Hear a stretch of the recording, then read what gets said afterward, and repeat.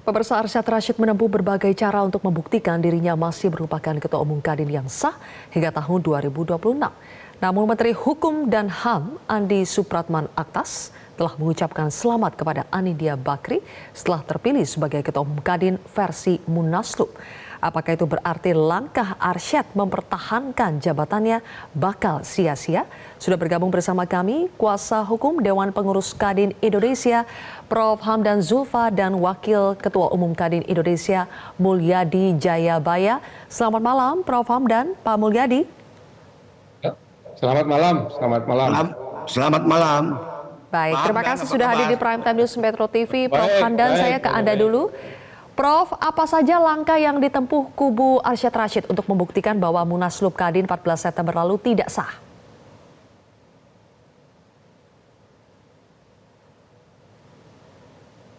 Halo, Prof. Hamdan, silakan.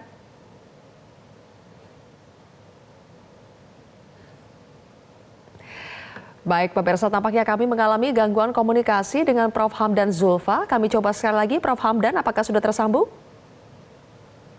Oke, baik. Saya beralih dulu ke Pak Mulyadi. Pak Mulyadi, kita sudah mendengar berbagai langkah ditempuh oleh Kadin kubu Arsyad untuk membuktikan bahwa Munaslup Kadin 14 September itu tidak sah. Jadi Pak Mulyadi, sebaliknya, apakah Kadin versi Munaslup ini juga akan membuktikan balik bahwa yang sah itu adalah yang Munaslup? Jadi sorry tadi itu betul. Yang sah itu yang sah itu adalah yang justru dari Pak Rashid. Munaslup tidak sah karena pertama tentu tidak memenuhi quorum, itu anggaran dasar yang mengatur. Jadi quorum menurut anggaran dasar ini ditetapkan berdasarkan putusan Presiden, harus disetujui dan diusulkan oleh lebih dari setengah Kadin provinsi. Nah, nyatanya 21 Kadin provinsi melalui ketua umumnya menyatakan menolak hasil Munaslup. Ini sangat clear ya. Ya, begitu juga dengan anggota luar biasa. Kemudian yang kedua, tidak ada alasan sedikit pun yang menjadi alasan untuk pelaksanaan Munaslup. Kemudian yang ketiga, prosedur untuk melaksanakan Munaslup ada tata cara yang menurut anggaran dasar. Tata caranya adalah harus ada peringatan dulu 30 hari, kemudian ada peringatan 30 hari, baru setelah peringatan kedua itu, Kadin provinsi membentuk kelompok dan mereka yang akan membentuk panitia. Tapi ini semua tidak terjadi. Jadi itulah sebabnya saya katakan bahwa Munaslup itu adalah Munaslup ilegal, tidak sah. Saya yakin sekali bahwa Menteri Hukum baru mendengarkan informasi sepihak dan belum mendapatkan penjelasan lengkap mengenai Munaslup, dan hal itu sudah secara resmi kami kirimkan surat kepada Menteri Hukum dan HAM bahwa Munaslup itu adalah tidak sah, tidak sesuai dengan anggaran dasar. Organisasi itu berjalan tentu berdasarkan anggaran dasar, tidak bisa anggaran dasar ditabrak begitu saja. Jadi karena itu kami berkeyakinan bahwa setelah ini semua terinformasi, termasuk kepada Menteri Hukum dan HAM, ini menjadi sangat clear sangat clear. Dan sekarang ini pelayanan anggota baru saja sebetulnya ingin kami tanyakan. Kami sekarang sedang memunculkan di sini ada gambar bagaimana kita lihat Menkumham berada di sebelahnya Pak Bamsud, kemudian juga Pak Anindya. Banyak yang membaca bahwa ini adalah dalam tanda kutip restu yang sudah diberikan Menkumham atas penunjukan Anindya Bakri sebagai Ketua Umum Kadin yang baru. Apakah itu artinya perlawanan Arsyad Rashid bakal sia-sia kalau kita melihat Menkumham saja sudah berada di sana dan mengucapkan selamat kepada Anindya? Pertama, saya yakin Menkumham belum mendapatkan informasi yang lengkap. Setelah kita kirimkan data-data yang sangat lengkap mengenai ilegalnya Munaslup, saya yakin sekali itu akan diperhatikan oleh Menteri Hukum dan HAM. Dan kedua, kita masih ada langkah hukum. Langkah hukum akan melakukan gugatan pembatalan atau pernyataan untuk melakukan pernyataan bahwa Munaslup itu tidak sah. Jadi masih ada langkah hukum yang harus dilakukan kalau memang itu terjadi. Jadi tapi saya masih sangat yakin Menkumham tidak akan mengisahkan ini. Oke, baik. Saya pindah dulu ke Pak Mulyadi ya, Prof. Hamdan ya. Pak Mulyadi, yang kami ketahui bahwa Menkumham saat ini sedang memproses Kepres baru untuk mengesahkan kepemimpinan Anindya Bakri. Betul ya Pak Mulyadi? Jadi begini, Mbak. Selamat malam, Bang Prof. Hamdan. Malam. Malam ya. Apa kabar, Bos? Malam, Pak Mulyadi, baik. Apa kabar? Jadi prosesnya begini ya. Kita prosesnya memang kalau praduga ini tidak akan selesai. Pertama ada 19 yang mengajukan surat kepada Kadin Indonesia melalui Dewan Pertimbangan untuk dilakukan munaslup ya. Dengan beberapa pelanggaran ya. Untuk itu ya ini kan dunia usaha. Bukan partai politik, Pak Prof ya, Mbak dari Metro TV ya. Dan kita melaksanakan, kita punya ego masing-masing lah. Yang di pihak ada Anin yang menyatakan bahwa ini sudah sesuai dengan anggaran dasar, di Ketum Arsa juga tidak sesuai dengan anggaran dasar. Ya, tentunya lah kita adalah negara-negara hukum ya, dan insya Allah adalah kemarin kita dengan besar hati Menkumham datang ke kantor Kadin ya, menyatakan insya Allah mendapat dukungan dari Menkumham ya. Dan satu yang kedua lah, ini Kadin adalah organisasi dunia usaha. Sebaiknya adalah mari kita berembuk bersama-sama ya untuk menjadi jalan komunikasi ya, karena sama-sama inilah kita sama-sama di dunia usaha, dan proses ini sudah sejak lama diusulkan Pak Prof ya, Pak Hamdan ya, dari bulan April. Saya sudah sampaikan kepada Pak Ketum Arsad, alangkah baiknya dengan isu-isu munaslup ini kita lakukan rembuk bersama-sama kelompok Anin dengan kelompok Asad untuk bersama-sama ya, dalam rangka menyongsong ekonomi bahwa Pak Presiden terpilih Pak Prabowo dan Gibran gitu kan. Jadi keputusannya ada di Menkumham yang sedang mengkaji ya. Jadi kalau kita sekarang berdebat adalah ini kurang baik sepertinya ya. Marilah kita dilakukan negosiasi dengan baik. Itu saja, Mbak. Oke. Tadi Anda menyebut bahwa ini Kadin wadahnya pengusaha bukan partai politik. Saya jadi teringat nih Pak Mulyadi, kemarin saya juga mewawancarai Pak Nurdin, dan Pak Nurdin itu menyinggung alasan utama kenapa akhirnya digelar munaslup untuk dalam tanda kutip melengsarkan Arsyad itu karena Arsyad dianggap tidak bisa menjaga independensinya. Coba kita simak lagi pernyataan dari Nurdin Halid, pemirsa, berikut ini.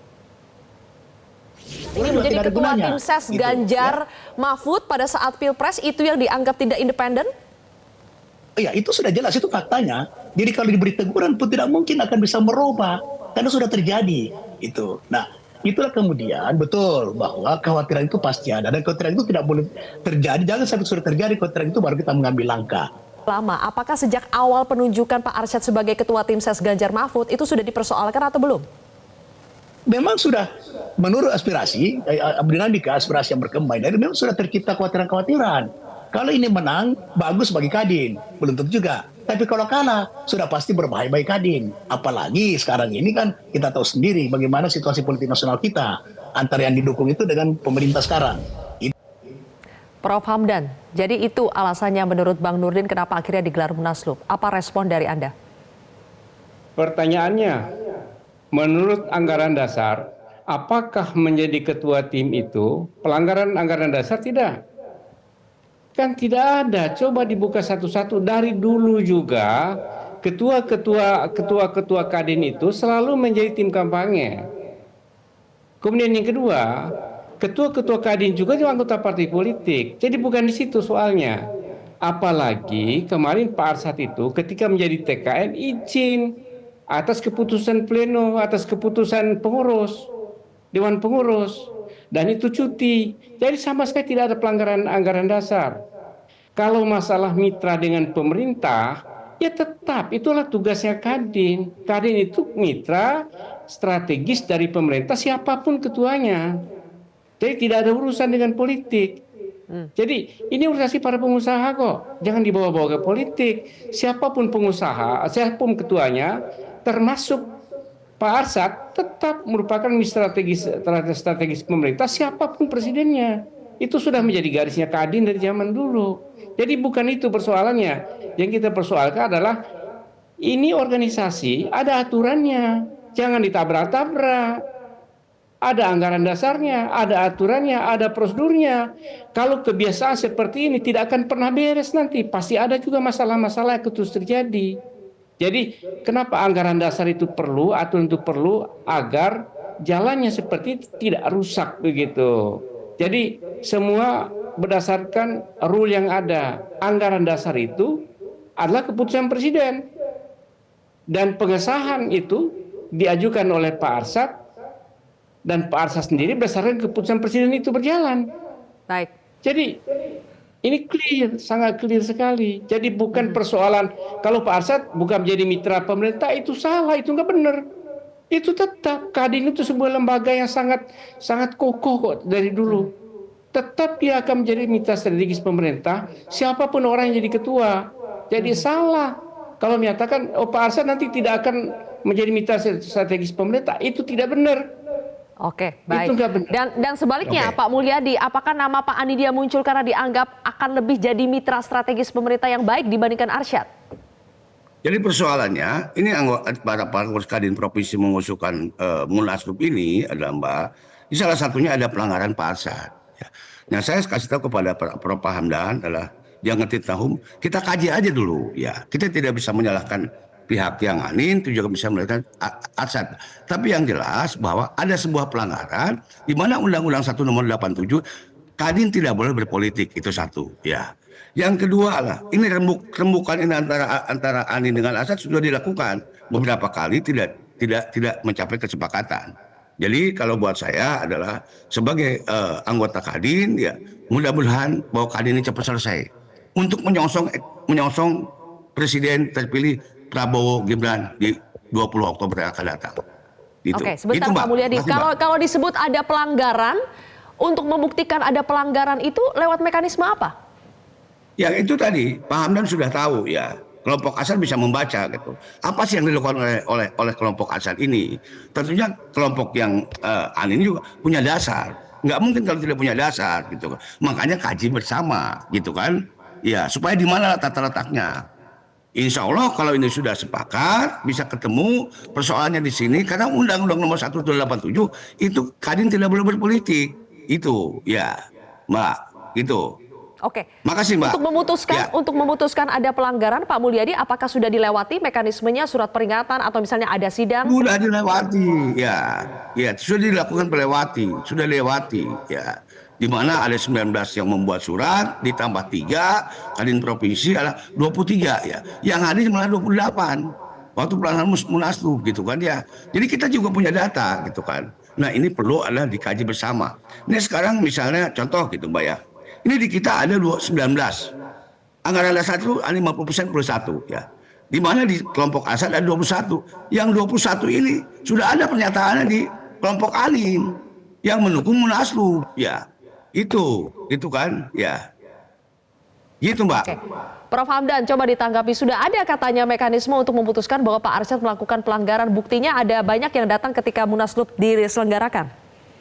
Ya tidak ada. Saya Prof. Hamdan, dokumen 21 Pemprov ketua umumnya tanda tangan menolak dan tidak mau ada Munaslup itu. Sekarang siapa yang palsukan itu surat-surat? Kenapa jadi ada? gini saya sampaikan Pak Prof, Pak Hamdan ya. Itu di kita ada 19 Kadin provinsi. Ya. Yang kayaknya punya data otentik yang mendukung Munaslup ya. Itu yang perlu saya sampaikan ya. Yang mana saja? Ada daftarnya di Kadin ya. Ada daftarnya di Kadin ya. Saya lengkap, saya bisa tunjukkan. Nanti kalau lengkap saya tunjukkan ke Pak Hamdan ya. Ya. Saya nanti ketemu dengan Pak Hamdan, saya tunjukkan itu datanya ya. Sebab kita tidak akan mungkin kalau misalnya lah dengan misalnya yang diakui oleh kelompok Arsyad di 9 Kadin provinsi tidak akan mungkin dilakukan Munaslup ya. Tidak memenuhi syarat kalau 19 ini. Tapi kita punya 19 dan waktu hadir di Munaslup ini ada 28 gitu kan. Bos ya. Jadi kalau nanti akan saya tunjukkan. Kalau dipinta oleh Pak Hamdan saya akan tunjukkan gitu kan. Gitu. Gitu Bos. Masing-masing mengklaim punya data. Tapi jadi di mana Prof. Hamdan prosesnya nanti siapa? Memang kalau kita berdebat ini tidak akan Seharusnya. selesai ya. Ini punya praduga begini, ini punya praduga begini ya. Tapi dengan keyakinan data otentik yang ada. Baik, gitu Pak Bos. Mulyadi. Pak Hamdan. Sekarang gitu kan, giliran ya. Prof. Hamdan, Ya. silakan Prof. Hamdan. Ada data otentik yang ada gitu kan ya. Jadi Dimana gini. kita punya 19 dan yang Baik, hadir Pak Mulyadi. 28. Nah, Ya, yang sudah kami kemarin tangkap. Prof. Hamdan silakan ditanggapi. Pak Mulyadi ditahan dulu. Ya, Ya, jadi gini, pertama, tidak ada Kadin itu berpolitik. Kalau seorang ketua, seorang pengurus, itu hak pribadinya yang tidak bisa itu prinsip Kadin dari zaman dulu. Ini sekarang pun tidak pernah berpolitik. Jadi kalau Kadin dipimpin oleh Arsat itu berpolitik, dari mana? Karena semua orang partai politik ada di situ, orang pernah anggota partai politik ada di situ. Dari dulu juga begitu. Jadi sekali lagi saya ingin membantah bahwa selama kepengurusan Arsat, Kadin tidak berpolitik. Bisa diuji. Kalau itu menjadi pelanggaran, itu tidak benar dan tidak berdasar. Bisa diuji dan bisa dilihat. Dan bisa dilihat bagaimana orang ketua umum Kadin atau pengurus Kadin dari zaman dulu kaitan dengan politik. Itu person masing-masing dia punya hak politik.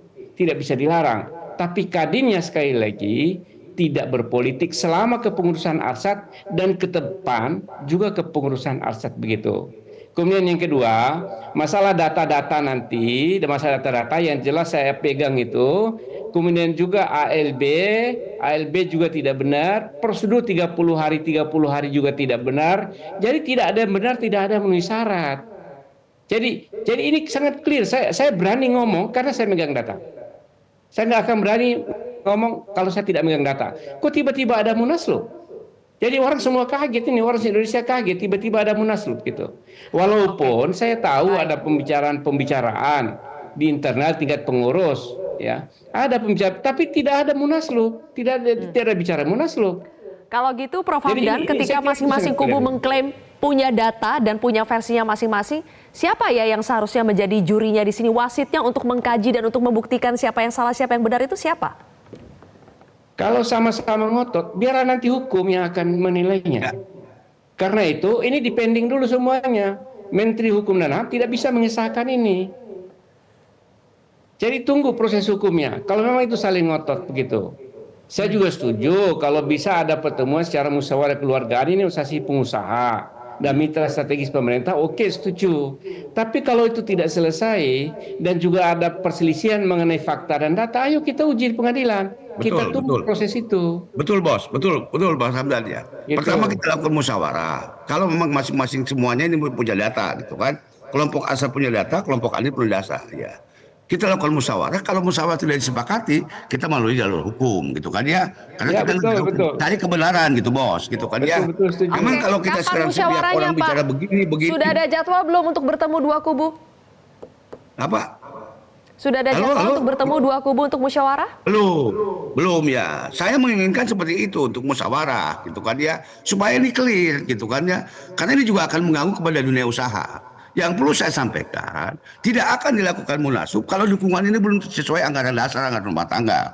Di mana asosiasi ALB kita ada 25, Kadin provinsi ada 19, yang ada 28. Ini menjadi pegangan.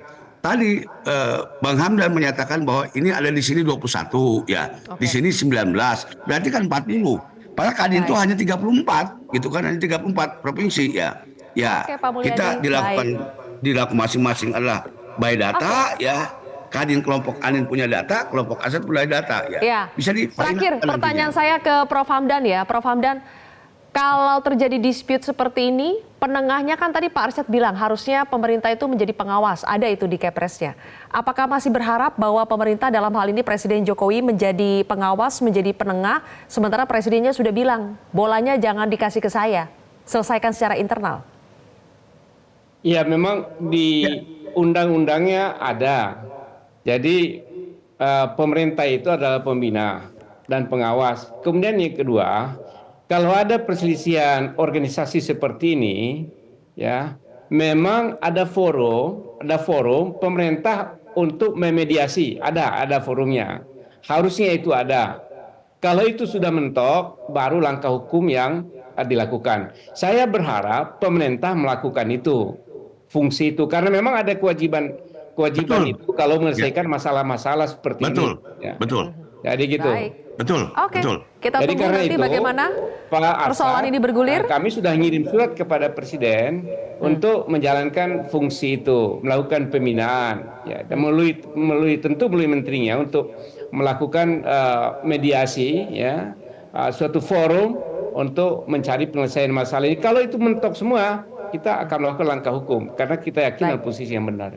Oke, kita tunggu responsnya. Terima kasih Pak Hamdan, Zulfa, dan juga Pak Mulyadi. Terima kasih sudah bergabung dalam diskusi di Prime Time News hari ini. Jelajahi cara baru mendapatkan informasi. Download Metro TV Extend sekarang.